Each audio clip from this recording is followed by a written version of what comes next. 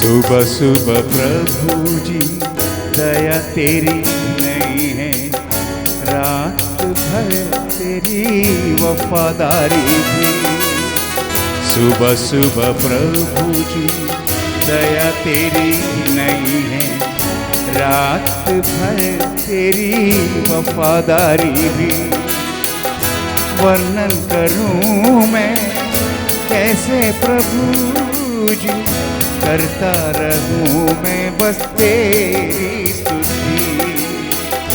वर्णन करूं मैं कैसे प्रभु जी, करता रहूं मैं बस तेरी स्तुति। ऐ मसीह तू महिमा पाए, नाम है तेरा महान। जय मसीह की। हमारे प्रभु का कृपा और करुणा है। एक और नया दिन हमें परमेश्वर ने दिया है। इस सुबह के समय पर स्वागत है आप सबका इस कार्यक्रम में। आज की रोटी हमारे प्रभु यीशु मसीह शीघ्र ही आने वाला है। आइए हम प्रार्थना करें। अनुग्रहकारी स्वर्गीय पिता, धन्यवाद और स्तुति करते हैं। क्या ही धन्य है हमारा परमेश्वर, जिसका स्वामी है, जिसका उद्धार करता है। धन्य लोग है प्रभु हम लोग। आपने हमें धन्य बनाया। कोई खूबियत नहीं दा, योग्यता नहीं दा। नाश होने की जगह से आपने हमें खींच करके हमें ले आया। नरक में जाने से आपने हमारा हाथ को थामे रखा। धन्यवाद हो परमेश्वर, हृदय से हम आभारी हैं। धन्यवाद धन्यवाद प्रभु जी। हमारे समस्त सृष्टि, हमारा देश, हमारे अधिकारीगण, हमारे डॉक्टर्स, हमारे नर्सेस, हमारे हालेलुया हॉस्पिटल के कर्मचारी, हमारा सेना, हमारा पुलिस, प्रभु जी हालेलुया, हमारा देश के प्रत्येक लोगों के लिए हम मध्यस्थता करते हैं। एक भी व्यक्ति आज का दिन ठोकर ना खाए। लोग अपने आत्मिक जीवन के विषय में समझे। लोगों के हृदय में जो अंधकार है वो दूर करे। हमारा हृदयों को खोले, जिससे कि हम आमीन सच्चाई की वचन को ग्रहण करने पाए। धन्यवाद हो प्रार्थना सुनने के लिए यीशु मसीह के नाम से आमीन। आज के मनन के लिए हम प्रभु के वचन से दो वचन पढ़ेंगे। रोमियो की पत्री 12वीं अध्याय के पहला और दूसरा वाक्य। इसलिए है भाइयों, मैं तुमसे परमेश्वर के दया स्मरण दिलाकर विनती करता हूं कि अपने शरीरों को जीविता और पवित्र और परमेश्वर को भावता हुआ बलिदान करके चढ़ाओ। यही तुम्हारी आत्मीय सेवा है। और इस संसार के सदृश ना बनो, परंतु तुम्हारी बुद्धि के नए हो जाने से तुम्हारे चाल चलन भी बदलता जाए, जिससे तुम परमेश्वर के भली और भांति और सिद्ध इच्छा अनुभव से मालूम करते रहो। प्रेरित पौलुस आज हमें से प्रतियों से बातें कर रहा है। हमारे परमेश्वर को भावता हुआ चीज क्या है? इस दो वचनों के अंदर 4 चीजें लिखे हैं। प्रतिदिन के जीवन में हमें क्या क्या करना है। एक है हमारे शरीर, आत्मा, प्राण को परमेश्वर को भावता हुआ बलिदान के रूप में चढ़ाओ।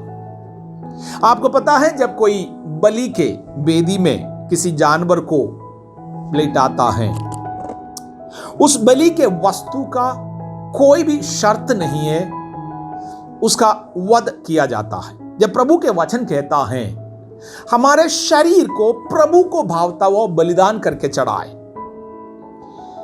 इसका मतलब हमारे शरीर को आज हम ले जाकर मार डाले या आग से जला दे, ये नहीं है। हमारे शरीर के प्रत्येक अंगों को या हमारे प्रत्येक अंगों में जो पाप के स्वभाव है उसको नष्ट करना। किसी का जीभ का स्वभाव है, वो बुराई करते रहता है। किसी का हाथों का काम है चोरी करना, अन्याय करना, मारपीट करना। किसी का हृदय में हर समय पर अनुचित बातों का गठन होता है। किसी का दिमाग दूसरों को धोखा देने के लिए निरंतर सोचते रहता है। नए नए योजनाएं लोग तैयार करते रहता है। लेकिन प्रभु की इच्छा हमारे लिए हमारे शरीरों को प्रभु को भावता हुआ बलिदान के रूप में चढ़ाए। दूसरा इच्छा हमारा परमेश्वर का यही है आज का दिन, हम इस संसार के सदृश ना बने। संसार के अनेकों चीजें लोग इन दिनों में करते हैं। अशुद्धि की बातें हैं, लोग प्रसन्न रहता है। यहां तक कि बुराई करने वालों पर भी हम लोग प्रसन्न होता है। लेकिन प्रभु के वचन कहता है ये संसार और उसके अभिलाषाएं जाती रहेगी। और संसार हमारे योग्य नहीं। एक आत्मिक व्यक्ति के लिए संसारिक बातें हमेशा नुकसानदायक है। उसका मतलब ये नहीं है कि हम इस संसार छोड़कर जा रहा।